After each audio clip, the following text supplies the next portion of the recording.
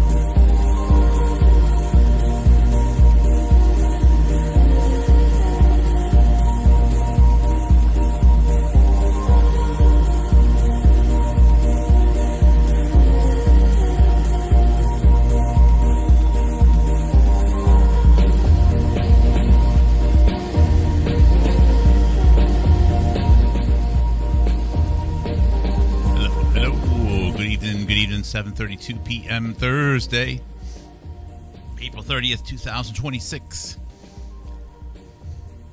Punchy shirt on tonight. Punchy shirt on. Punchy. I've heard that. I'm not always punchy enough. Hello, Tazik. Hello, Artemis. Welcome to the chat room. Good evening, Christy. Thank you for joining. Thank you for joining.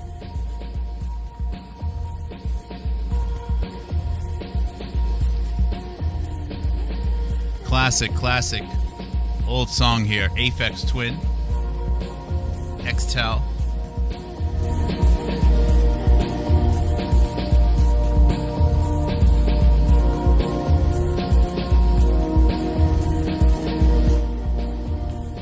I noticed Brendan was pumping out the vids.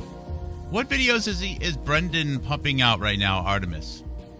Is he on YouTube? I don't subscribe to him. For those who are unfamiliar, Brendan, I presume Brendan O'Connell, is a Australian, although I don't believe he lives there anymore. I don't know where he lives right now. He has a backstory, a brother that was arrested or something of that nature. Feel free to type it in, Artemis. And I don't know much about it. I know that there's some United Nations or NATO thing. There's a lawsuit that he brought forward. This is Brendan.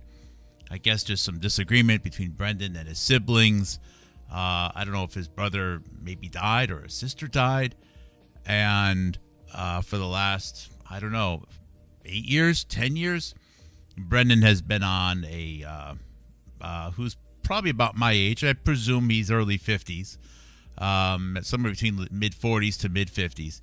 He's out there to raise awareness of this injustice, which I believe. Oh, he's South American. Oh, he's in South America. Yeah, and I've heard he said he was in Mexico as well. And he believes it has something to do with the Zionists and the Israelis or whatever. And he's put out a lot of videos in the past. Some of them are very high quality. There were some interesting things in there. But there's also a lot of big gaps as well. But I don't need to do an assessment of his body of work. You're free to make your own judgments on it. What I will say, though, is that Brendan O'Connell was a guest multiple times on the Kevin McCarran show. And Brendan can get pretty fired up. He was on with McCarran. And there was a couple of shows where he got upset about protests against or law enforcement action against protests. and he got there was one show where he was openly saying it's time for violence against law enforcement. I'm paraphrasing a little bit. He might have even said to kill law enforcement. It was and at the time, this was 2020 or 2021. I don't understand this whole world. I don't understand all these players and these actors and how all this stuff works. I remember voicing my concerns at the time when I was still talking with him, and I thought he was a real person, Kevin McCarran. That Kevin, the legitimacy of all of your work is going to be tarnished by this Brendan guy. Like, I don't know him, and he's free to say what he wants, but your work, Kevin, because I'm still believing in the whole prion thing, right? Is all going to be defined by this person. I'm like, this is scary. And then, of course, I have family in law enforcement, and I mean, I'll be the first to tell you, it's everything isn't perfect, but this isn't what we need right now. Okay, this is not what we need. And in retrospect, at the time, I remember thinking that Kevin McCarran was not more enthusiastic about confronting Brendan O'Connell about that. Like, why would you not want to take first off, it's Kevin McCarran's show. He can just take it offline. But Kevin McCarran kind of wavered, and eventually he took some stuff down, but I don't know the full extent of it. It just didn't make any sense. Like, why would you leave that up? First of all, why drift outside of your lane? Why? Just you have a thing, Kevin. Just do your thing, right? But now it makes sense. In retrospect, a lot of it makes sense. Artemis says he's been banging on. Yeah, I don't even know what he's banging on right now. Well, thank you for the compliment. I don't know what his message is. Israel bad, I guess. According to him, everything goes through Israel. And yeah, there are trade routes that go through Israel, but there, I posted a 3-minute video short today, and it was just, I keep slipping in this chair. I don't know why. Oh boy, that's an interesting tone. And I have a couple letters I want to read, so I don't want to burn too much out on this right now. Some really good notes in some of these letters here. See, that's what happens. No. It's all good. It's all related.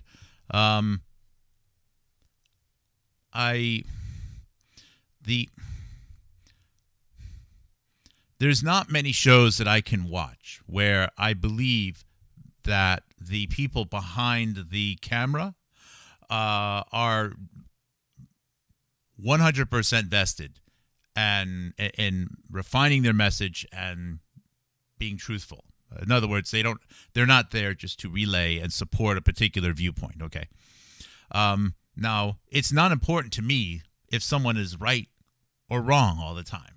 I mean, it'd be nice if they're right, I guess, of course. But as long as they're trying to figure something out, and someone could be down the wrong path for a long time, but as long as you sense that they're making progress, you can see that every once in a while they realize how two different ideas in their head don't make any sense, and how do you reconcile that? There's not many channels out there, so I, like you, okay, I'm forced to watch a diverse set of channels where I know there's a lot of baloney. Now, and from that, you have to then develop a composite, right? And one of the channels that I have to digest, or I choose to ingest, I should say, is Redacted. That's a husband and wife couple. If you watch my program long enough, you're familiar with the Redacted show. And they did another one of those, fire flags, fear-mongering videos about the Strait of Malacca being, shut down right now, and I know a lot of transit goes through there. It's going to impact China a lot and some other Asian countries. And I'm like, come on, can you just turn it down a little bit? But combining that together with all the focus on the energy shipments that go through the Persian Gulf, it got me thinking, like, okay, so this stuff is happening at the same time that there's a lot of talk about atomic energy, enriched uranium fuels, and I know that there's a lot of other potential metals which could be used, which have been considered. And then what you do is you have to watch several different podcasts, and you have to collect some ideas from each, right? So one of them is a focus, and I mean this has been said elsewhere, but about how these pinch points in transit in the oceans are problematic for oil, and then easy information to find, nearly half, or 40% at least, of all cargo on the seas is energy related. Coal, oil, gas, and like, wow. And those are usually the ones that are most impacted by these narrow passages. Now, over on the Sean Ryan podcast, Sean Ryan is interviewing this guy from which is a uranium enrichment company, I believe. And Sean Ryan is hitting on all the bullet points about how enriched uranium fuel is about 99.99% less, takes up less room than traditional energies. And you put the two ideas together, it's like, well, boy, I don't understand how much energy is lost in uranium enrichment, and but boy, it sure would make a lot of sense, right? If you could just enrich uranium where there is already an abundant supply of well, we'll use the word fossil fuels, although I know it's debated about whether or not they're actually fossils, but let's just say fossil fuels, okay? The oil, the coal. And if you can just enrich it there, and this way not have to always send around these massive vessels containing all this oil, but instead simply, ship around enriched uranium pellets, wow, you've just cut down the amount of ocean traffic by a third or a half even. That's interesting. So there's a news story that came out yesterday that the nation of Bangladesh, which is just to the east of India, mostly, just opened a giant atomic energy plant. Like, why?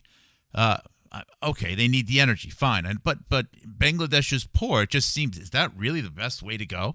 I guess this has been agreed upon years ago. The energy is coming from Russia.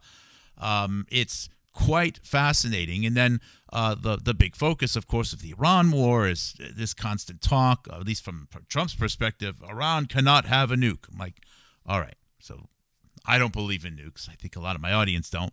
But all right, so let's just, what is President Trump really trying to say here? All right. I don't have all these answers, okay? And I'm not here as a podcast with all the answers on day one, but you can see how these things have to be connected somehow. There's clearly some very long, perhaps even a multi-decade plan to transition the energy cycle from digging up just oil, sending it down pipes or sending it out on boats, and then burning it and then using it, combusting it to extract the energy. There's a lot of ideas being tossed around here.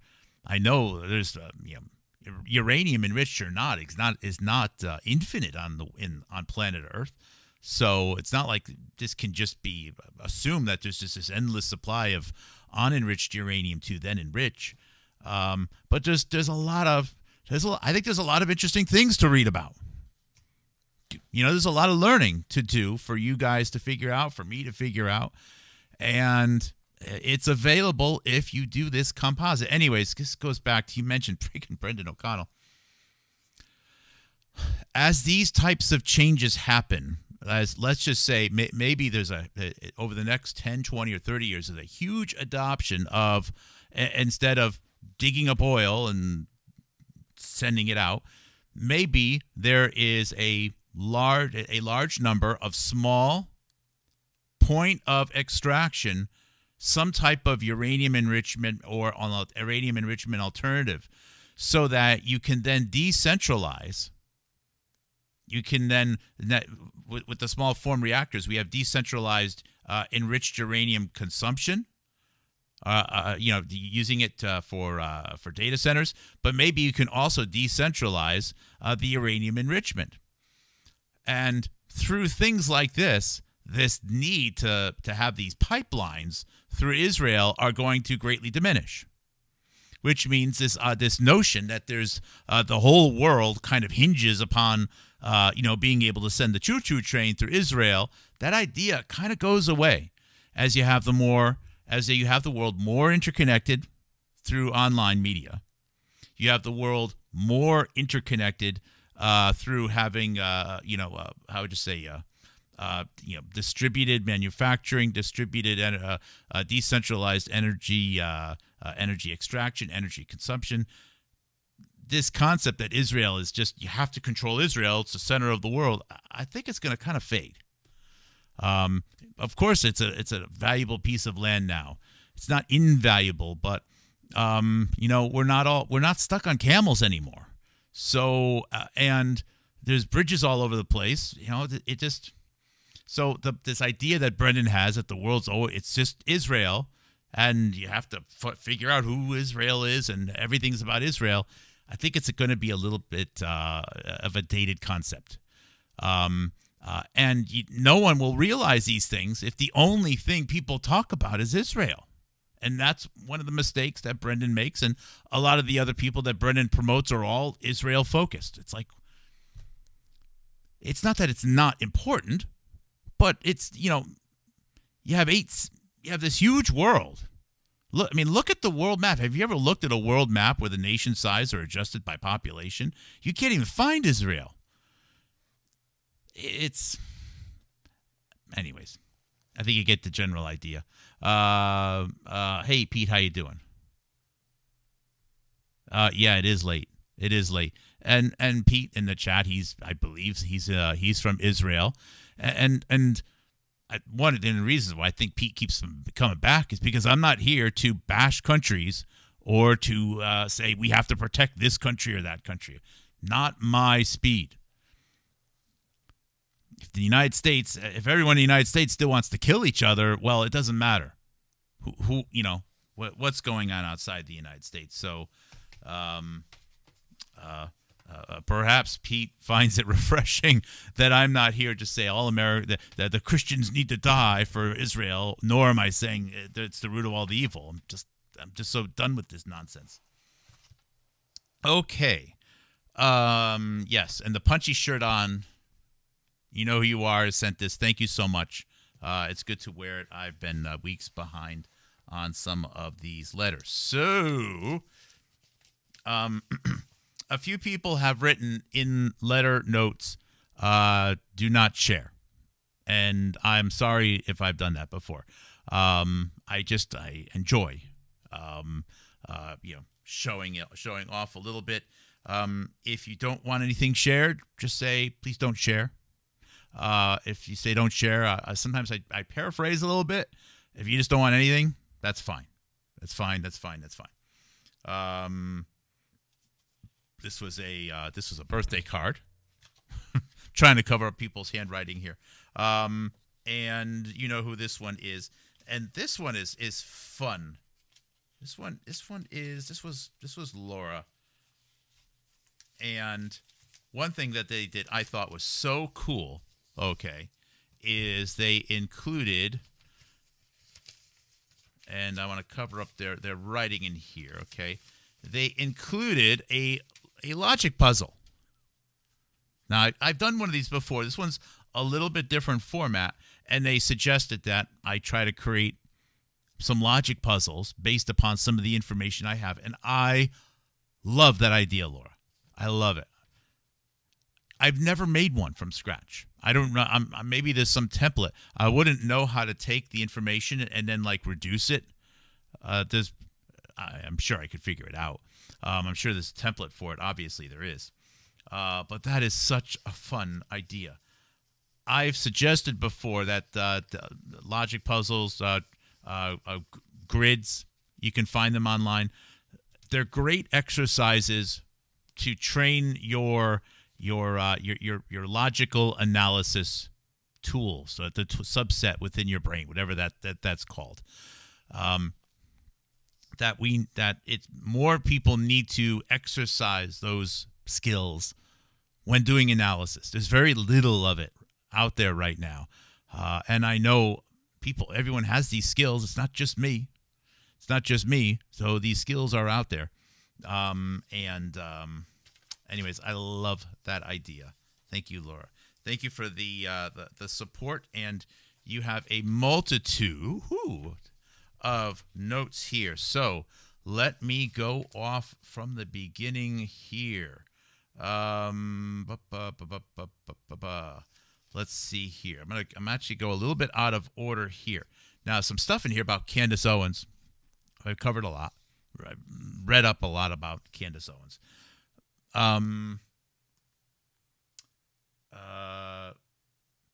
Someone else sent, who doesn't want to be commented, had some good points about her. No, I don't have rose-colored glasses. If you are interested, because I'm not just saying stuff, okay? Let me see here. Matter of fact, I don't even have these. I didn't even add all my screens in. Display, done. Okay. And I just had to reboot a bunch of my computers before this as well, so that doesn't help.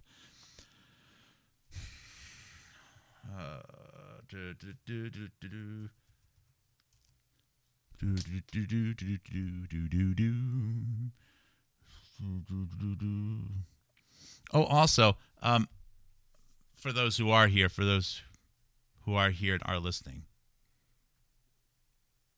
I'm looking at live comments on Twitch. That's cool.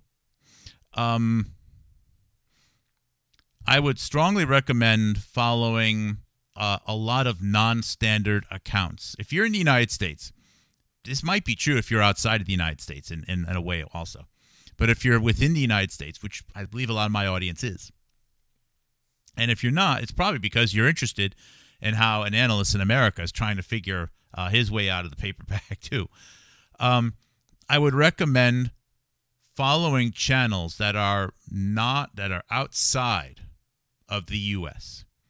I'm right now following more channels than ever before in India, in Middle East. Middle East Eye is what I'm following a lot right now. Hindustan Times, and unfortunately, a lot of these channels, because they're done in English and they're available on YouTube, are appealing to.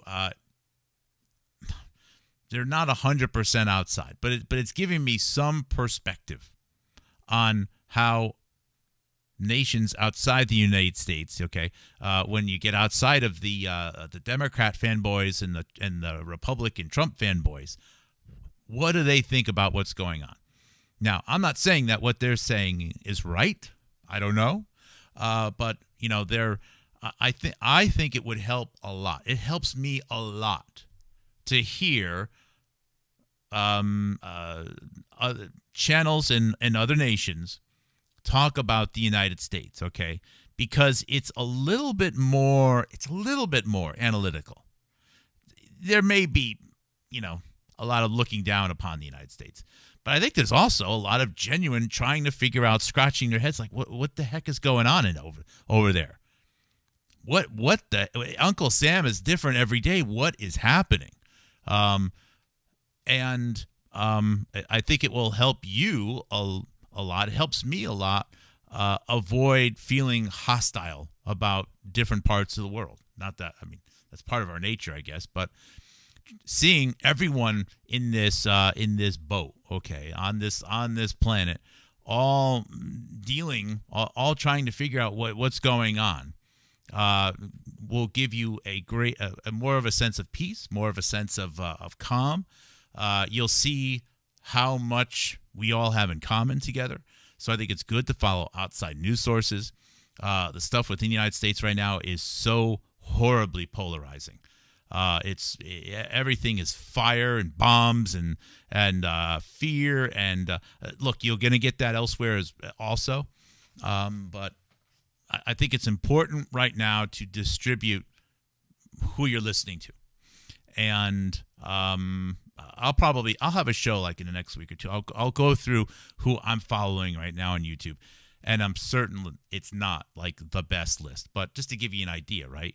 You'll probably find things also, which are at least as far as your research and your analysis and your news part of your video feeds go. I mean, you may be into some, I don't know, some things that I'm not into, as far as hobbies go. But it's important to distribute, and I find it more helpful to learn about the United States by following, let's just say, India and Saudi Arabia, maybe even a Nigerian channel, or a Russian channel, or Brazilian. Unfortunately, that's going to have to be one that uses English, and how they talk about the United States, that I do following a left and a right channel in the United States. And a lot of it's because there's just so much nasty hatred right now within the United States. It's intolerable. But I'll go over that at some point. Okay, so I've talked a lot about Candace, and let's see here. Is this the one? I got too many screens here. That's no good. Let's see here. Okay, that's good. Now I can open up that. Again, I just had to reboot a bunch of my computers before I even did this. Maybe that's not the best one to use, but I'll use that. Why is that not doing anything right now? Come on. Where'd it go? Wow. Okay, well, I'm closing Acrobat down. I don't want you. Come on. Where did that go? Okay, fine. That works. Let's go to the Houstonic dot. Houstonic.live. Let's go to the Owens, MNO. Candace Amber Owens. Of course, I start off with a copy of, whatever is in the current Wikipedia or was in the Wikipedia, and then it's just evidence.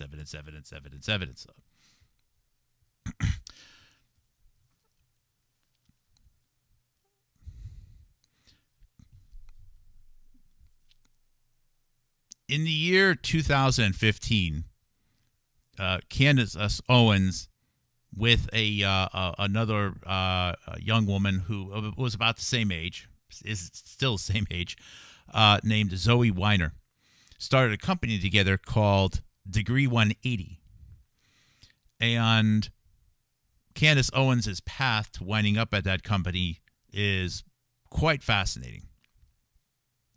Zoe Weiner's father is named Mark Weiner, and Mark Weiner passed in the year 2016.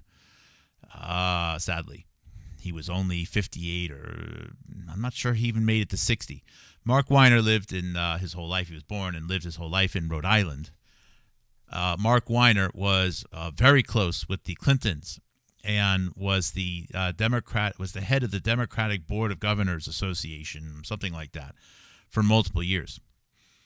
Mark Weiner met Hillary Clinton when he was barely 20 years old, and Hillary Clinton was part of the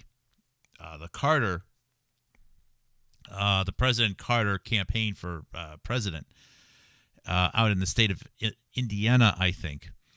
So Mark Weiner wound up having a lifelong friendship with Hillary Clinton. And when Mark Weiner had his children, I think he had 3 kids. One of them, Zoe, was so close with Hillary Clinton that Zoe Weiner would go shopping with Hillary Clinton. She was almost an aunt.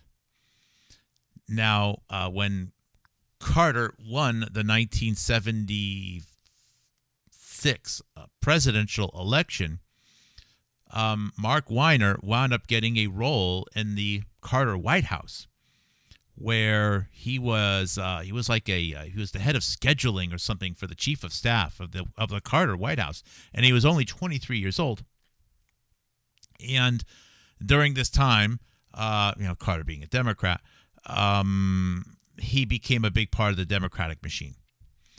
After Carter was let go, because of the relationships that he made, Mark Weiner wound up starting a company in the state of Rhode Island where he manufactured all the merchandise for the Democrat Party.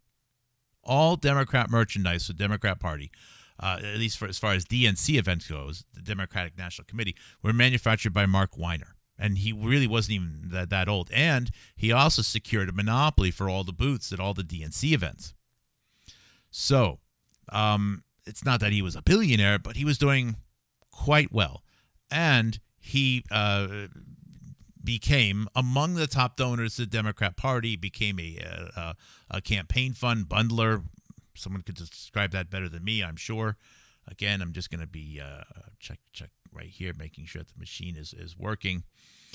And so he between the Clintons and a lot of other people at running the Democrat Party, Mark Weiner was very close. So when he passed in the year 2016, the person that delivered the eulogy was Bill Clinton. Also there was Uma Abedin. Also there was Stephen Bing. Also there was James Carville. One of the pallbearers was the son of Jesse Jackson, Yusef Jackson. Jesse Jackson was there. I mean, it was a very long, credible list. Hillary Clinton attended. She took a day off from her president. It was the only day that Hillary Clinton took off while running for president in 2016 against Trump was for the memorial of Mark Weiner. So this guy is not kind of influential as far as that goes. Anyways, sadly, passing young. His daughter, Zoe Weiner, in 2015 is starting a company with Candace Owens. Now, why Candace Owens? Well, Candace Owens, in the year 2006, 7, or 8 or so, wound up getting into, in the state of Connecticut, where she was growing up and going to high school. Candace Owens, at that time, wound up getting involved into some altercations in high school, where she claimed she was targeted because of her race in Stamford, Connecticut. And the NAACP got involved, and this includes Jesse Jackson and a few other leaders of the NAACP. Now, I have no idea about the whether or not the claims were solid or not. There was a settlement, but who knows? It's unfortunate that, I want to live in a country where I never even have to question these types of allegations. I don't want them to be made, as far as I don't want them to ever happen. So I feel disgusting even saying I'm not sure exactly what happened. Because I don't want that. I don't want to be that person, and I don't want that to be our country, but I don't know. Anyways, as it turned out, she wound up going to the University of Rhode Island after high school, after taking a year off from high school, actually. And I suspect that the fact that the Jackson family was involved in her lawsuit in high school might have opened the door for her to be introduced to Mark Weiner and the Mark Weiner family. It would make a whole lot of sense. Timeline checks out perfectly. It's a perfect checkout. And where she befriends Zoe Weiner. I mean, how else would she meet her? She just happens to have this this run-in with the Jackson family in NAACP, and then she's boom out in Rhode Island, connected with one of the best friends, as Jesse Jackson himself said. One of his dearest friends was Mark Weiner, and then she winds up with this company with Zoe Weiner, the daughter of Mark Weiner. I don't know how it could be anything but a coincidence. So I put this out there because they're starting this company in 2015. And there's more data points that I have collected, but whatever. This Degree 180. Now, this Degree 180 is the intention that we are told is they are starting some type of generic, blogging online site, and it's going to be for young women professionals or young fun women professionals or something like that, right? They're trying to go for young women, not like teenagers, but 20s, who are maybe college educated. They're not corporate yet, trying to find themselves. They're trying to go for this little avenue, right?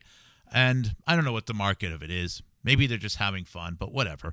Degree 180. And then it turns into someone there, and this might have been the plan all along. I don't know, to start a service where people can provide insights about other people online, to fight online hate and online trolling. And the product, I hope this is useful at all. Twitch chat here, excuse me. The product is then called Social Autopsy, and it becomes a very controversial thing. And in this concept of this Social Autopsy product coming out of Degree 180 is thrown out there sometime in early 2016. Good to see you, Fletch. And as you could imagine, all right, it becomes people have very strong views about this Social Autopsy site. Some people think it's doxing, that it could be used for wrong things. I don't know.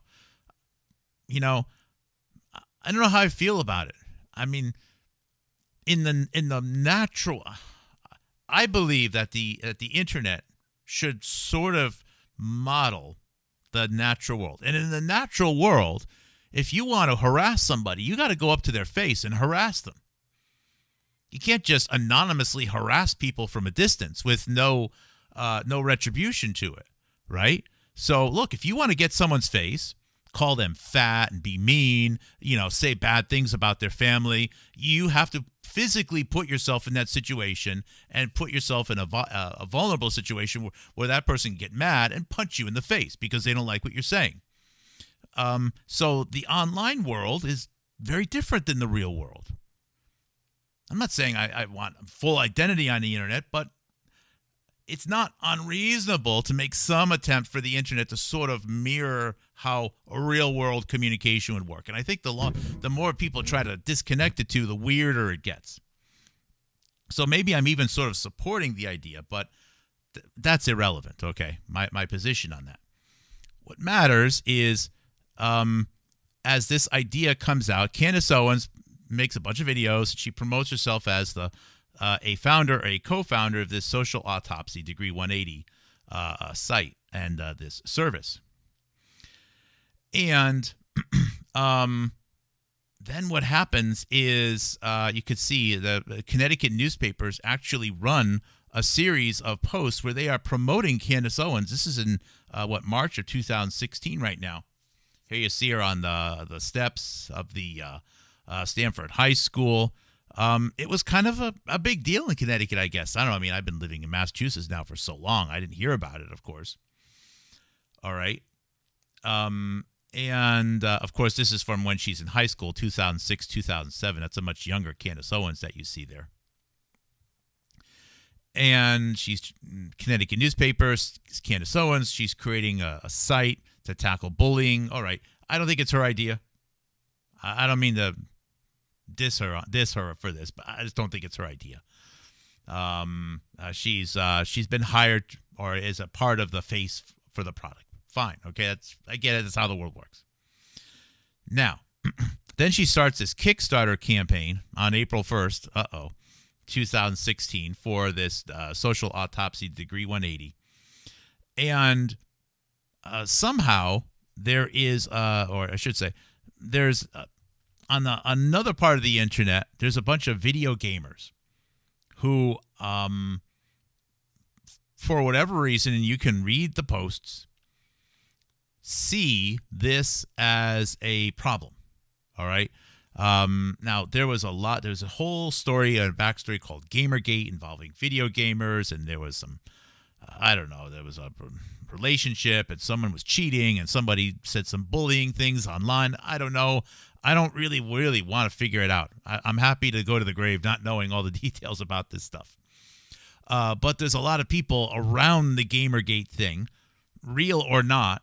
Maybe the interest in it was intentionally hyped up so that we were supposed to think it was important and it really wasn't. Now I'm just thinking that. Anyways, the people involved in this whole Gamergate saga now are connected, realizing that this anti-doxing site is going on, and they go bonkers and they get the whole fundraising, the whole Kickstarter thing canceled. Okay, and this all could have been staged. Fine. All of this could have been staged, right? Breitbart winds up finding out about it. Now, Breitbart has an interesting angle on this. They have Milo Yiannopoulos, and they're more for a free internet, which may be misguided, but I think I understand where they're coming from here. And Breitbart doesn't like the people involved in the whole Gamergate story because they have purple hair and there's lesbians and they're gays or something. I don't know what their whole angle on it is. But Breitbart doesn't have a favorable opinion of the Gamergate people. So when they see the Gamergate people attacking Candace Owens, this is fantastic. Now they can say favorable things about Candace Owens, and who's black, half black but black, and continue their thumbs down of the purple-haired Gamergate people. So this is a clown show right now that's starting, or I should say, shit show is a better one to describe this. Then social autopsy, the fundraiser shuts down. And you can just see it the whole thing just kind of goes away. There's no real follow-up. And what I find fascinating is I had to dig and dig and dig. These were not easy things to find, okay? Candace Owens on the degree180.com site. And these have been scrubbed. So I was able to find them on the Wayback Machine using some different, some older web addresses. She wrote some of the longest blog posts I've ever seen in my life. And she is calling the purple-haired Gamergate people terrorists, cyber terrorists. And she's defending herself, and she's connecting her being attacked with her being attacked, as she alleges, all the way back in high school because of her race.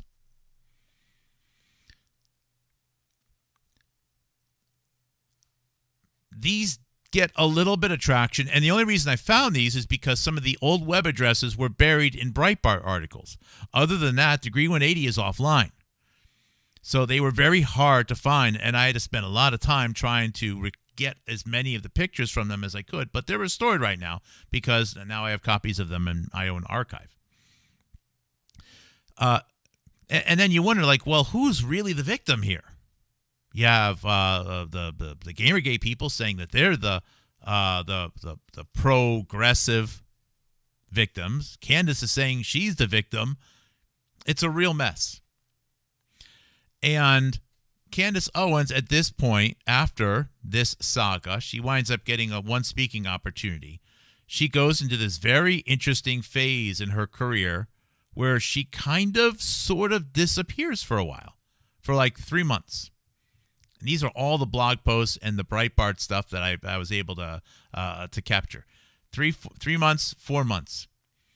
And in fact, I can even find evidence that let's see here. Sometime later in the summer, she stopped paying her rent, which means she's not getting a paycheck anymore, which means she's been let go. So Candace Owens, whatever this machine was, this social autopsy, Degree 180 thing, wherever the money was, and I think you'll probably find investments connected to DNC or the Jackson family. This is the now late Jesse Jackson, or one of his son, Yusef Jackson. Candace Owens is kind of kicked out, and I think she's kicked out because, again, this is what I'm speculating here. Okay, she failed the audition. I'm a very different type of person than Candace Owens, but I can understand because there were times where I didn't know it, but people were trying to determine if I could be someone that could be on a stage. Now, I can be on a stage, but I'm not gonna be on a stage because I just need a paycheck. All right, I'm not gonna sell out my country. I'm not gonna sell other people for a paycheck. Not gonna happen. If you could convince me that the world would be saved if I don't know, say atomic weapons are real or something, all right, maybe. If the world really would be a better place or something. But until then, I don't know. Just why would I BS anyone? And I think that Candace Owens was being given a lot of opportunity here with this Degree 180 social autopsy thing. And she went at it too hard. She had too much pride. And she just went bonkers with her blog posts. She thought too much of herself. She didn't communicate. And she kind of embarrassed several investors who I believe were all Democrat at this time. So Candace Owens, up until then, she was given an opportunity at Vogue magazine. She's part of this startup. She's having YouTube videos posted. And it's all connected with Zoe Weiner, Mark Weiner, DNC, Jackson family, Clintons. I believe Candace Owens has met Hillary Clinton by this time. It would be ridiculous if she didn't, given the fact that the person she's starting a company with is a virtual a niece to Hillary Clinton. So it would be weird if Candace Owens did not also meet Hillary Clinton at least once, which is no crime. It's not crime, right? But I believe Candace Owens is kicked out to the curb because she failed the audition. She acted in a way where it was clear that they couldn't, that they were unable to predict her behavior. If you are on a script, you have to stick to the script. If you're on a script, you have to work as part of a team. If you're on a script, you work for somebody else. You just can't get angry one day and start writing 20-page blog posts because you believe you're the best thing since sliced bread. You can't do it. Candace Owens failed the audition. It's a very big part of my assessment here, okay, my current thinking, and it's still there. She failed the audition. Now, there's a video of Candace Owens at the probably the most pathetic TED Talk that's ever been had, somewhere out in California. And first off, you can tell that almost nobody is at this tech talk. It's like in the back of a Dunkin' Donuts or something. Not really, but it's like nobody there. It's a fake crowd, all right? There's a few other people that are speaking. And Candace Owens, in this video, it's from 2016, you can tell she is on her last breath. You can tell that she knows that this is her last opportunity as well. She's running out of opportunities. She almost was a co-founder of a company that could have IPO'd someday, maybe made $1 billion. The Jackson family doesn't trust her anymore because she wrote all this stuff. She screwed up things by saying terrible things about the Gamergate people. The Gamergate people are seen very favorably by people such as Tina Brown founder of Talk Magazine, Candace Owens screwed up. And Candace Owens is she's very progressive. She is not a Republican at all. She's not a conservative. Okay, that's fine. She's still an American. She's still part of our country, but she's not conservative. It doesn't even occur to her, all right, that she should be a fake conservative at this point. That idea isn't in her head yet. She's trying to win back some respect, but it doesn't go anywhere. This is a laughable performance. She basically says nothing for 18 minutes. All right, and it's sad to see, but you know what? Most people fail the audition, right? Think of the sports analogy, right? The several people try to become the high school quarterback. Only one gets it. Then and then that winner competes against other people to become the college starting quarterback, but only one person gets it. And then that winner fights against a bunch of other people to become a starting quarterback for an NFL team, but only one gets it, and so on and so forth. So most people don't get it. Most people have to accept the fact that they're not going to win a Super Bowl. It is what it is. She's not going on to the next level. It's out. It's over. There's no more money. She's not paying her rent anymore. All right? You find something else to do in life like everyone else, right? You pick up your coat and you move on. She's not doing it though. She's still there. This was that was like a 20-minute dialogue. The question was, if Candace Owens didn't have $3,500 for an apartment rent in 2016, 2017, why couldn't she have reached out to Jesse Jackson or one of her DNC, Democratic National Party, song to borrow $10,000? She must have sank low with them. I believe she sank low. And I'm sure that there's other people that failed. Most people failed the audition. Let me rephrase that. Most people failed the audition. And you can't give them all $10,000 to pay their rent. She's out. She's screwed up. But because she had this experience, because of Breitbart, this is what matters, okay? Because of Breitbart, because of Miley Yiannopoulos knowing about her, she left an impact on Miley Yiannopoulos and a couple people at Breitbart. They remember, okay, so there's this progressive black woman, attractive black woman in the United States who pissed off a lot of people during Gamergate. They even remember her as having something to do with a tech company, even though she's not really a tech person at all. But they remember her. Now, nothing happens. Nothing happens with Candace Owens for the election. She wound up getting one of the Connecticut newspapers after, I think, the victory of Trump in 2016. Again, nothing interesting. She's not going anywhere. Her career is kind of dead.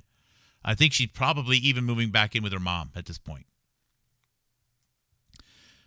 And then sometime around, it was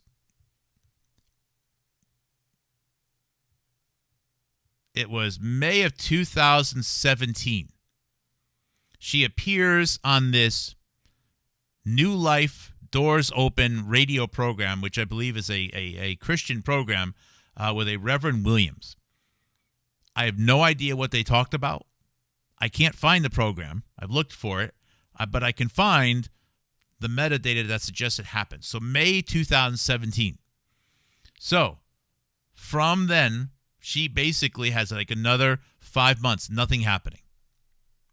Then in June, July, what do we have? Charlottesville. And that is when Candace Owens comes out and says, "Hey, everybody, I'm a conservative." She's not really conservative. But this is the new role. She's not announcing that she's a conservative. she's announcing that the character that we see on stage of Candace Owens is now a conservative. So the character, the abstraction of Candace Owens that she has created is now a conservative as of July 9th, 2017. And now you'll see she's smiling. She has an opportunity. She is now the young black woman who is going to very cleverly, remember that Brexit thing? She is going to be a big part of Blexit. I'll bet you Miley Yiannopoulos or somebody connected to Breitbart or Breitbart UK said, we have just the right person to do that. So they're going to, I can't stand talking like this, but, they're going to, shepherd the black Americans off the plantation. I'm like, oh, my goodness, I can't believe this. I thought we were multiracial. I thought we were a non-racial country. I thought we were getting somewhere, but this feels like we're going backwards. Anyways, Candace Owens' timeline is amazing. I think I did a really good piece of work here. And please, this is not about Candace Owens. Oh, yeah. Oh, and the next part here, this is also fantastic, okay? On July 20th of 2017, around the Charlottesville time, the New York Times runs a newspaper piece called The Annie Leibovitz of the Alt-Right. Now, Annie Leibovitz is a famous photographer for, that's right, Vogue. Vogue is where Candace Owens worked for at least a year with Zoe Weiner. So she may actually know the real Annie Leibovitz herself. The New York Times article is about Peter Duke, his other nickname, from that crowd. So if Peter Duke is one of the people that is actually the person who took the famous photographs of Breitbart just before Breitbart died. In a way, Peter Duke, part of Steve Bannon and that Charles Johnson, is part of the hijacking and the takeover of the Breitbart brand. And it makes total sense. And if you look forward enough in time, you'll even see that some of the more famous photographs of Candace Owens at Blake's events was sure enough photo by Peter Duke. So the Peter Duke is working in tandem with the Steve Bannon, Breitbart machine, and they are part of branding Candace Owens. It makes a lot of sense because it was Breitbart, and it was only Breitbart that wrote anything positive about what Candace Owens was doing in 2016 when she was writing those War and Peace blog posts about her fighting against online terrorism against these Gamergate people. This is not really about Candace Owens, though. This is about learning about about this whole world of actors and actresses. It's about learning. You can see in real time people auditioning and people failing. And sometimes through their failure, other people who need to hire actors and actresses may find someone who would be better suited on a different stage or playing a different role. Like, wow, boy, you really stunk playing Romeo. You should be Juliet. Why didn't we think about that? Or, I don't know, if I knew more than two characters from the play, I would give you more options.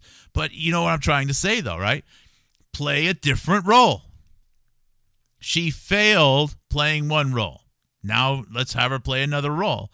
And that's when I guess it fit like a glove. She was the right person for that job, and it took off. This is about learning, and it's not about Candace Owens. It's about learning about the machine, because this model has happened before of people auditioning, winning, failing, changing roles. And you can see that the people who write about them are oftentimes, there's a lot of continuity there.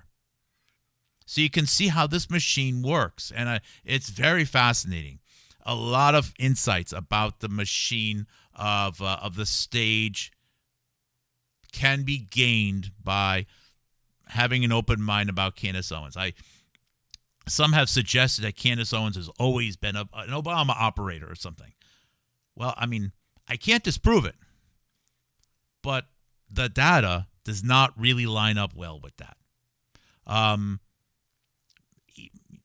If there's one, I almost guarantee you, okay, the photos that Candace Owens shared of herself, okay, and the medical conditions that she described about herself are so disgusting that there's no woman who wants to sell her brand and sell her looks and sell her attractiveness would ever, ever, ever lower herself to share those things online and make those claims unless she had nowhere else to go. Because what Candace Owens shared about the reasons why she couldn't pay her rent were in and of themselves career-ending. So I don't believe she was always. Now it's pretty clear to me that she was part of the DNC machine, but she failed. She screwed up. She screwed up, and there could have been other factors. I apologize in advance if these are wrong. There could have been a relationship between her and somebody else that might have factored in.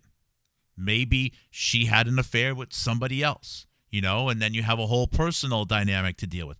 I have no evidence of any of that, but those things could easily play in as well, which could cause an irreconcilable difference, meaning she has to leave the stage forever. She's no longer welcome. And I'll bet you when she was brought back on slowly, okay, they started doing these auditions with her, that there was probably some hesitation because of the way she had already reacted. No, if you watch the Candace Owens program, most of the time she is in a basement somewhere with stage lighting that never moves, a laptop that doesn't fold, a drink that she can't pick up that says CIA. She's got a cross and a book. It's almost like it's like she's in a prison cell somewhere. You have no idea what time of day it is. You can only see her like from the neckline up. That's it. It's as if they had to lock her down to reduce her going off script. It's really quite interesting. But anyways, let me go back over here. She looks mouthy. She probably is. Look, the chat messages, I should say, these long. Look at these posts that she did. This is Candace Owens, okay, and this is in tiny font. Long. She's sharing text messages. She's sharing emails. She's sharing long. That is a crazy blog post. When you need people to stick to the script and keep it simple, Candace Owens didn't do it. She failed. Now, she shows gumption. She shows, but again, this is risky. You can't have this. You can't have this. Doesn't, So to answer the question from the car, I think that was actually one of the best questions you asked. Why didn't they support it? Because she was out. She was out at that time. Now, what I don't know is because Candace Owens had become, at least as of last year, the only person to get a video interview of Harvey Weinstein in the last 10 years. Well, Harvey Weinstein, just like Mark Weiner, is one of the top DNC fundraisers, DNC bundlers. Harvey Weinstein, of course, deeply connected with Hillary Clinton, Tina Brown, etc. So there you go. The Harvey Weinstein interviews that Candace Owens had in 2020, I said 15. I should have said 25. Reinforce her longtime relationship. And has her kinship with Democrat Party operatives changed over the last year or two? I don't know, but it's very possible that she is very much in contact right now with DNC party officials. It is very possible. I haven't seen smoking gun evidence, but it's very possible. It's far more likely that that's happening than her, to be some sort of Republican. Thank you, Vilma. Steve Bannon forced Robert Malone down our throats. He turned him into a hero of conservatives. Yes, he did. Steve Bannon was a big part of that. Steve Bannon was a big part of branding Robert Malone. Robert Malone's branding was very different early on. It was very different. Robert Malone was branded as a conservative June of 2021. And I think it was in response to, I'm sorry, Vilma. I believe that Jonathan Cooey and myself was the reason why they had to make Robert Malone the person that he became.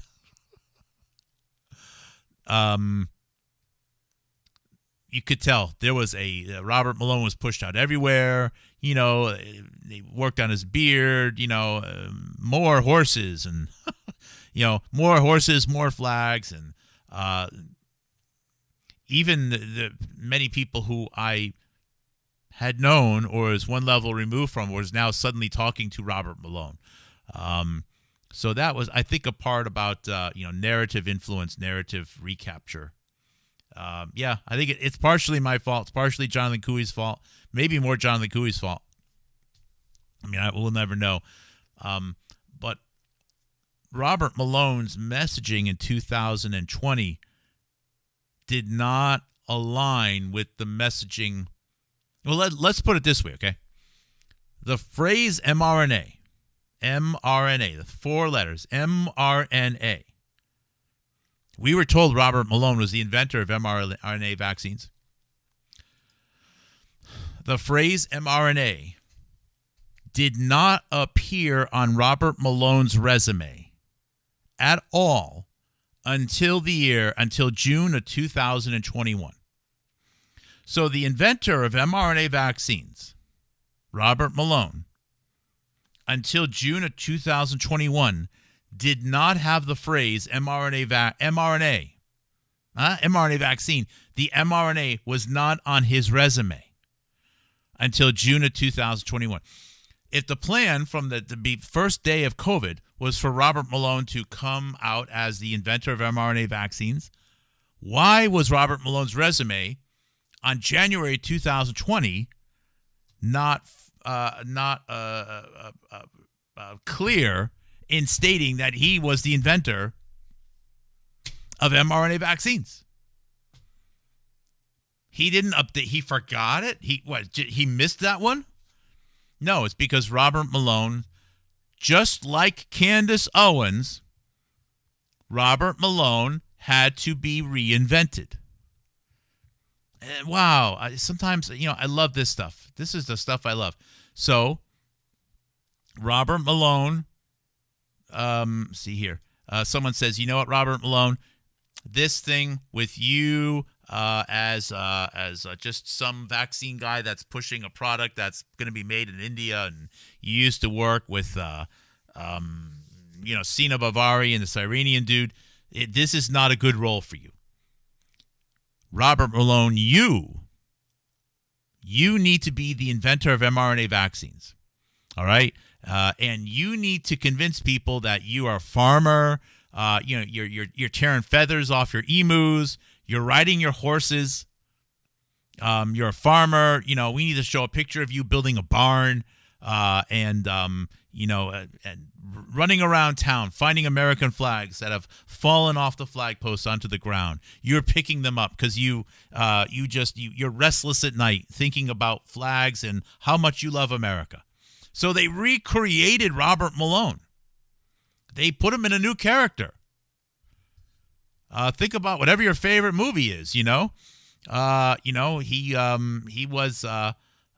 don't know. He was Vito Corleone, but that didn't work out. So now he's Mike Patangeli or something. You got to play a new role.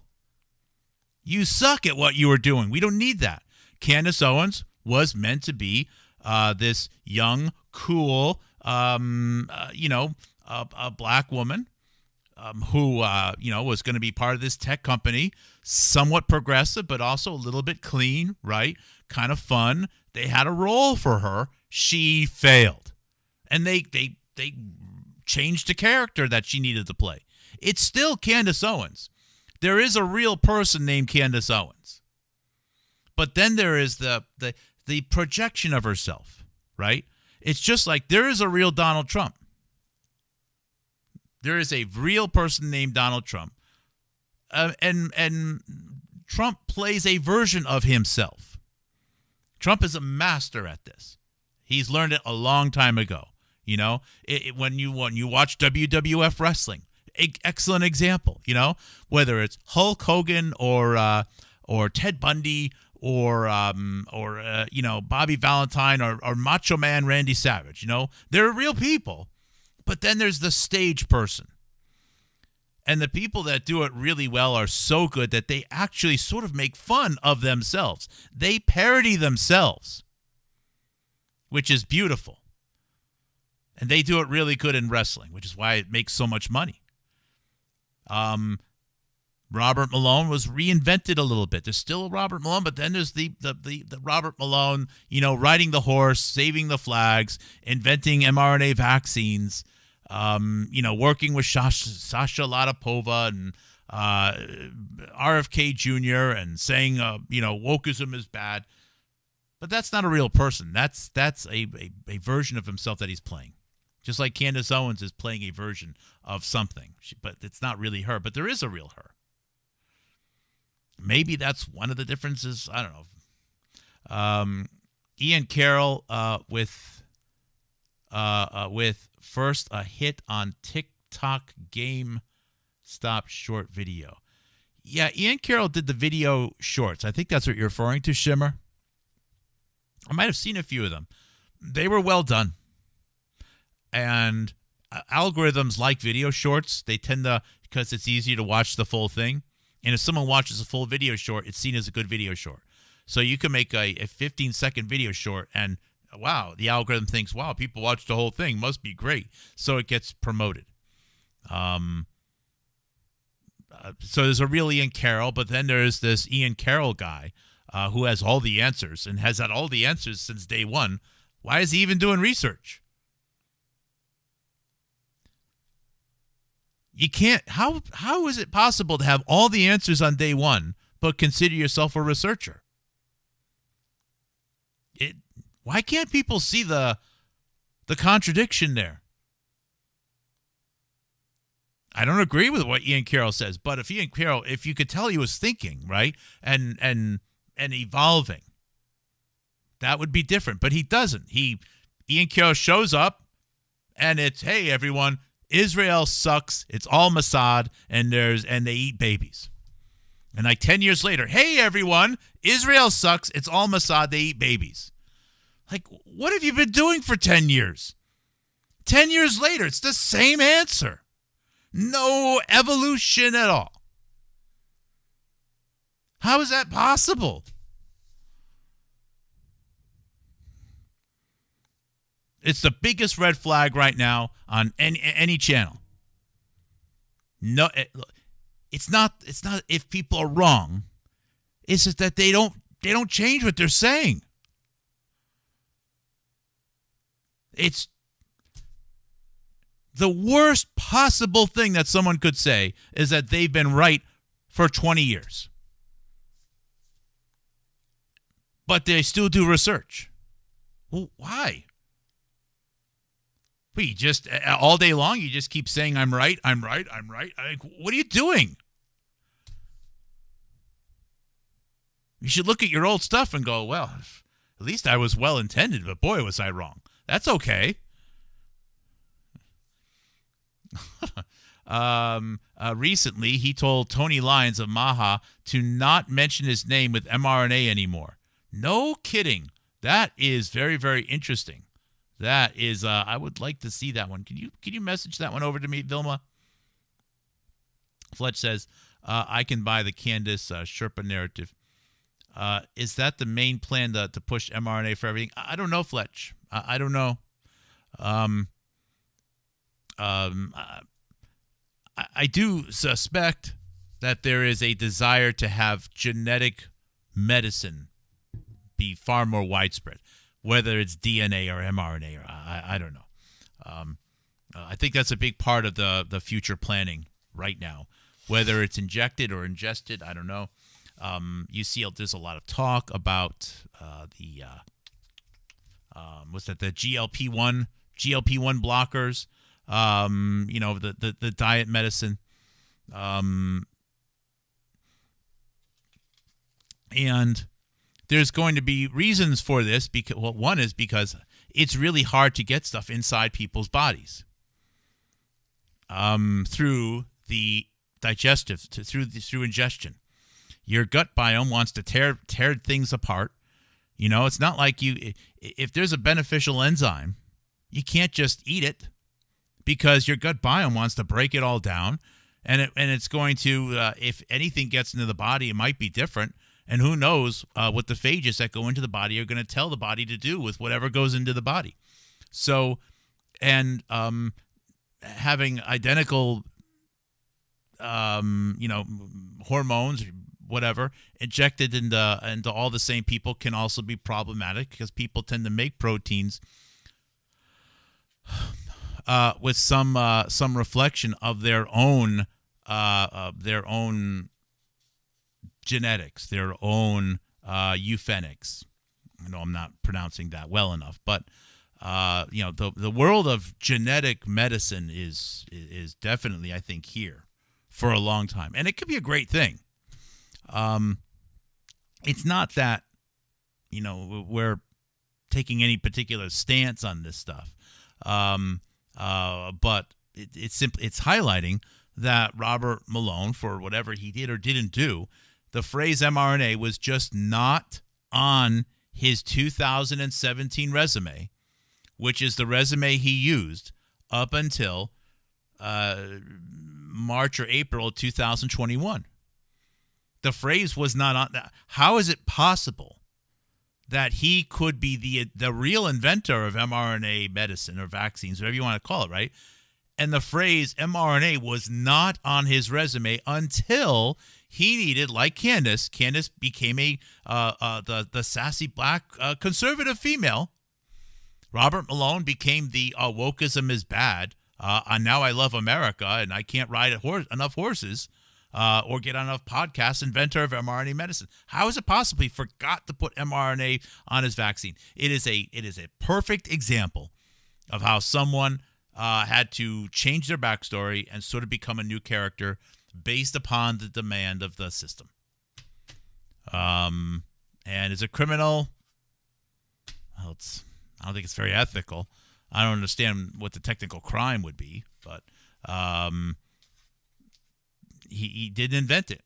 It is what it is. Lifelong actors, yes, absolutely. Robert Malone managing Joe Kent. Yeah, he was been there. Well, Robert Malone had probably already worked. Well, he had already worked a lot with Steve Bannon. And right now, I think Joe Kent's an okay person. I really do. I'm looking at his body language. I look at Joe Kent from the lens of someone who was meddled with. All right. I remember people trying to tell me what to say, what to think, who to like, who not to like. Books being sent to me. You should read this book. You should not read that book. And if it wasn't for a couple of really good friends and lucky coincidences, I can see myself. It's not that Joe Kent's doing it for the clicks and the money. No, he doesn't know. I think he means well. But right now, Joe Kent is surrounded by so many influencers that he is probably right now being rewired so badly that he might be almost unsalvageable. But I'm not going to fault him for that. What it means is they needed to surround him and control him. And a lot has been poured into Joe Kent. You could see it years, several years, and several dozen people have been working full time to get Joe Kent to get into a government office, leave the government office, and then say it's Israel. That's what they needed. They needed Joe Kent to say it. No one else could say it. They needed Joe Kent to say it. It's sad, but it is what it is. Very easily could have been me, or Jonathan Cooey, or there's probably a few other people out there like that. But again, there will be others. There will be other Joe Kents. Now that we know how the machine works, we can look for it. We can listen to how people respond in interviews. We can look at the network around people that are trying to control them. We can understand that there's going to be other people in the future who probably mean really well. And when if I had known about this Joe Kent 3-4 years ago, I might have been able to connect with him 3-4 years ago, maybe. Right now, there's just no way. I could have 2 hours with him. I wouldn't be able to rewire him. He's broken. There's just no way. It'd be impossible to tell someone, oh, you know what? The 60 people around you have been lying to you in coordination. Who would believe that? It would take him years to figure that out. That's how it works.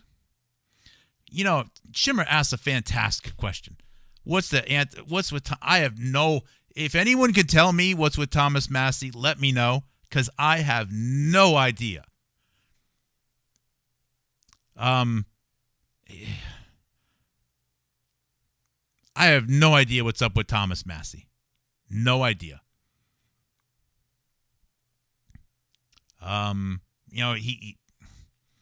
He got rich. He got rich quick. I'll tell you what. There's that whole backstory.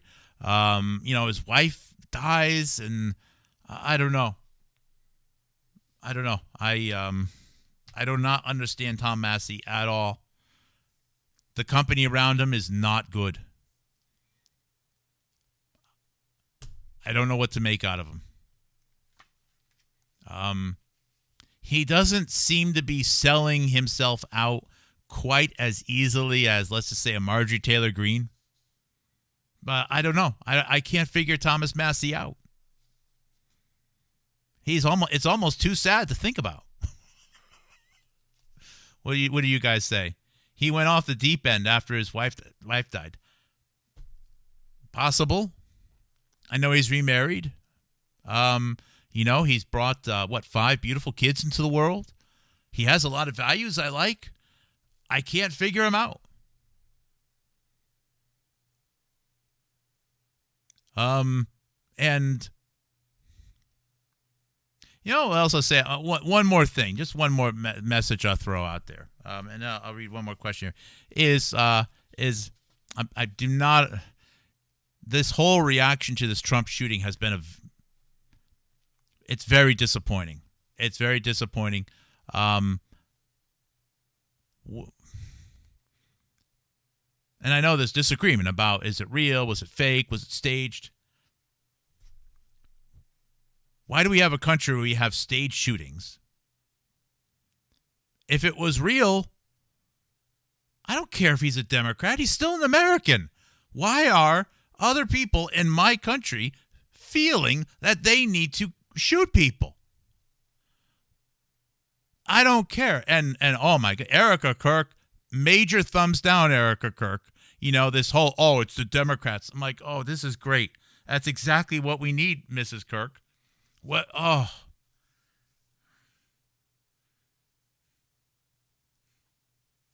We have all, we're in this together in this country. And I'm so disgusted with, it's the conservatives, it's the whites, it's the blacks, it's this. Oh, man. It's very heartbreaking. Look, if he was going to try to kill the president, that's a very serious crime, and you have to follow the law. I'm not saying let the guy off the hook. That's not my point, though. But everyone's reaction to this is using as evidence that those people are bad is really gross. I'm really disgusted with it.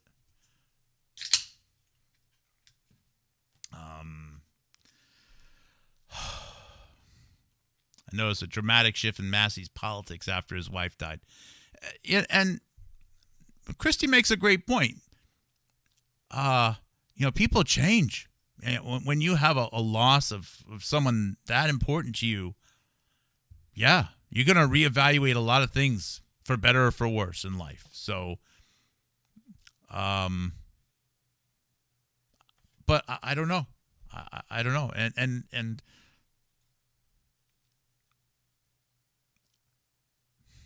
I can't understand him. I haven't looked at him closely enough. I apologize if I've been too hard on him or something.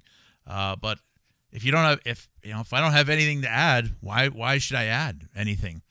The association with Ro Khanna is very alarming.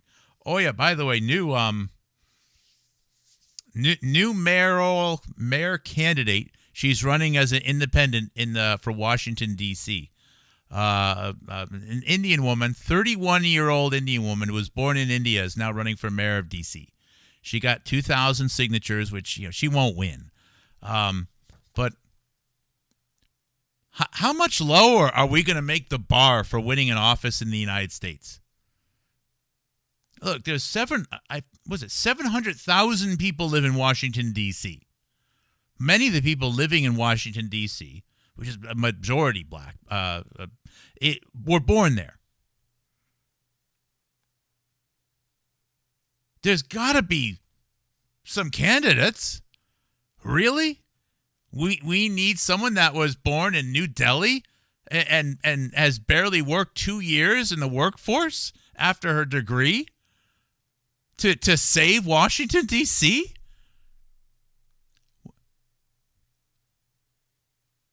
What's the limit? What? A two-night hotel stay in the United States makes you eligible to run for office? What the hell? The nerve. If I move to another country, I hope I don't have to. But if I ever did, the nerve I would have to run for office and to tell people in another country, if I was there for a few years, let me run for office so I can save you from yourself. I mean, just the optics of that are so bad.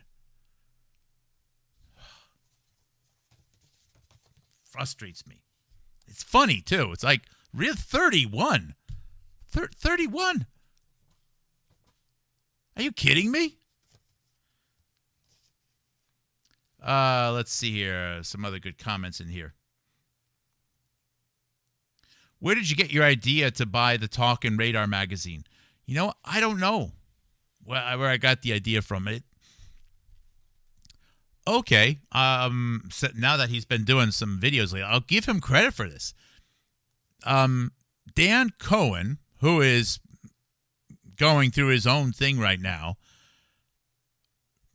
one day told me that Tucker Carlson had worked for Harvey Weinstein for this magazine called Talk. No, actually, he didn't even tell me the name of the magazine. He just said that he worked, and I was like, wow, that's weird. This is about 6 months ago. I'm going to guess 6 months ago right now. Maybe 8 months. Yeah, it was 8 months. It was last fall. And I remember thinking, like, that was weird. I never heard about that. I know most people here have not heard about it. So I dug in to find the article. There really isn't an article, but I could find the articles of Tucker Carlson at this magazine called Talk, which was started by Harvey Weinstein. I never heard of this magazine either. So that it was really Dan Cohen that got me started. Now, I don't know if that was Dan Cohen's intent. And Dan Cohen is pretty young too. Look, Dan Cohen's in his 30s. He's got a lot of learning to do. But that was a very, in retrospect, in all honesty, Why would he tell me that? It's probably the best lead that Dan Cohen has ever given me, bar none. Because it just led to one more thing, and it led to another thing, and then that led to another thing, and then I never heard of Radar Magazine. Now I follow them on YouTube. I know it's an AI channel, but I still find it valuable. And then I start going through the magazine. I'm like, what? Like, they were like predicting 9/11 events. And then you tie it into Hollywood. And again, Candace Owens. So either it is one of the best pieces of research that Dan Cohen has legitimately ever given me, or it was a mistake because I don't think he knew how far I was going to take it. But it was Dan Cohen's idea that led me to realize that these magazines even existed. And then realizing that it was hard to get the digital copies of them online. Well, people sell stuff that they don't realize is valuable really cheap on eBay. eBay is fantastic. Oh, yeah. Oh, yeah. So a couple more things here, and then I'm going to wrap it up. Wow, an hour 30. Wow. Okay. So a couple more things here. No, let me go here. I got this in. This is a book, Jan Sapp, if you will. Germs, Genetics, Medicine, The Life of Joshua Lederberg. It's a 2021 book. I got the last available hardcover on Amazon. I got it for $50. It's already back up to $120. You can get copies, though, on eBay. Go to eBay, save the money. But in this case, I think the author, Sapp, is a good guy. He was born in Nova Scotia. I don't know where he lives right now. And this is the only book that I know of that has been written about Joshua Lederberg after his passing in 2007 or 8. This is the only book out there. It's not a very big book. It's a fair number of pages, to about 250, maybe 300 pages, 350. Not super tiny font, but you can tell by the size of my hand. It's not exactly like a big, huge textbook either. I'm going to share it. There is a presentation done by Sapp about 8 years or so ago talking about Joshua Lederberg. It's a two-part thing. And he talks about Lederberg and the molecular biology. I think Sapp is a good guy. Obviously, anyone that was inspired enough to write a book about Lederberg, I think you have to give a thumbs up. You don't judge Sapp by this isn't about being a truther or anything, okay? It's just someone that was willing to write a book to recognize one of the most important people that has lived over the last 100 years. Not a perfect person, Lederberg was, but important and influential. Now, aside from that, I'm glad I got a couple of checks because I made the biggest purchase I've made yet for an asset. I'll just be upfront. I don't even want to say what it is because I'm not even going to believe I actually got it until I have it in person. But there's a book I've been on the hunt for. And I was able to secure a copy in New Zealand for $380. And there's going to be shipping on top of it. So that is a $400 book. That is a lot of money for a book. I bought it because the other version that was out there was $1,100. So this is a book I've been trying to find right now for at least a couple of years. I wanted to have it for the summer, for our August event. I blew almost $400 on it. There's no digital copies available. It's this, and I needed the second edition of this book. The first edition of the book is digitized. It's on the Internet Archive, but you can't view it. Someone has it locked down, and it's been locked down for ages. So the book is almost unviewable. So I may still buy a version 1. I've seen version 1s for a lot less, but I wanted the version 2. I can't tell you any more information about what it is, but I'm really excited to order it. It is a huge investment, and this is where our stuff goes.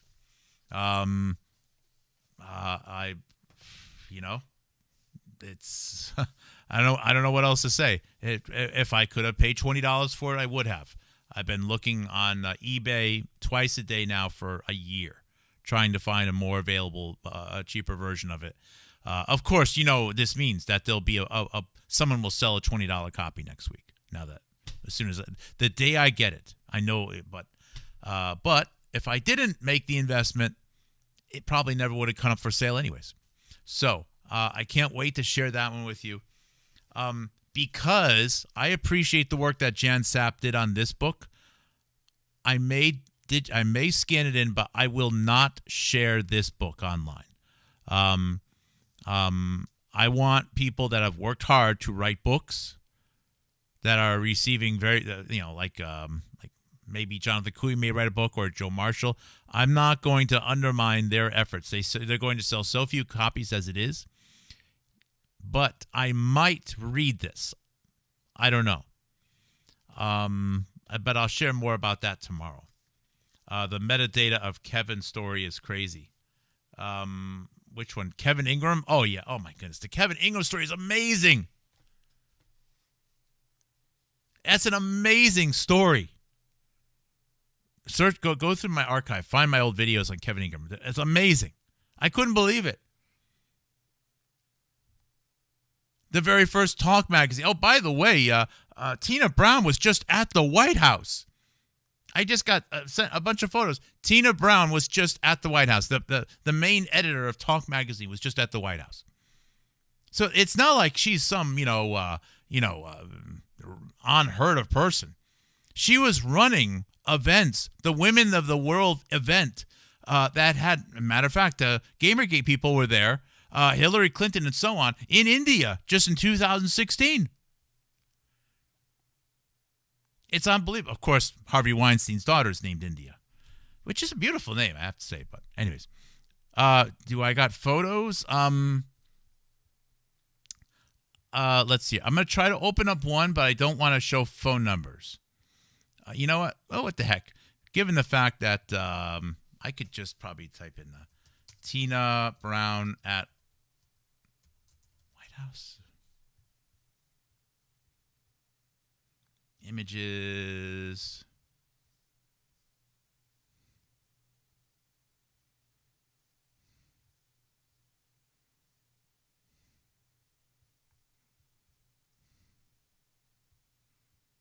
News. All right, let's hopefully this is clean. Let's see here. So this is IMDb. King Charles despises Trump. Royal biographer Tina Brown says.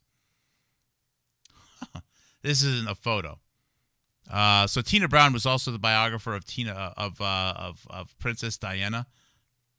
I thought she was right there. I thought she was actually at the White House. I guess you could say she's not a fan of Trump. Of course, that could all be a show too. Images. I don't have them right now. Oh yeah, this is 3 days ago. You see the one in the middle? That is that's Tina Brown to the left, to the right, and Melania to the left.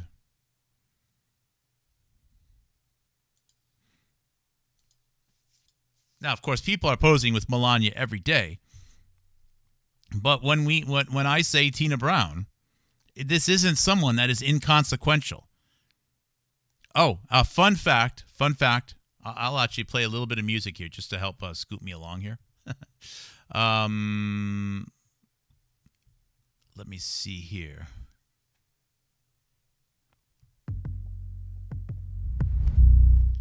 Fun fact. The number one or number two show throughout the 1990s, or for several years in the 1990s, was Murphy Brown, an American magazine writer or editor that was, in her 40s, struggling with her career a little bit, but had been very famous at some point, was dealing with addiction. I believe Murphy Brown was based upon a little bit Tina Brown. I think that Brown namesake, Tina Brown and Murphy Brown, Murphy Brown was played by Candace Bergen. There's a little breadcrumb for you. All right. Thanks for watching. Thanks for listening. Thank you for the letter. I'm sorry I didn't go over all the questions, but I hope that this was.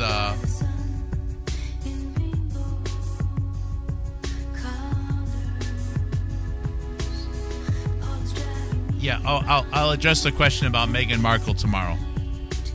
Thank you. I still have this.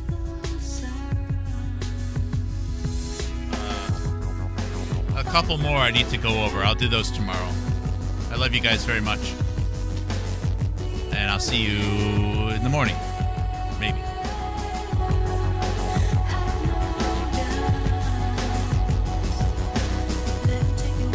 Thanks for the great chat tonight. Very lively, fun chat tonight. Thank you, guys.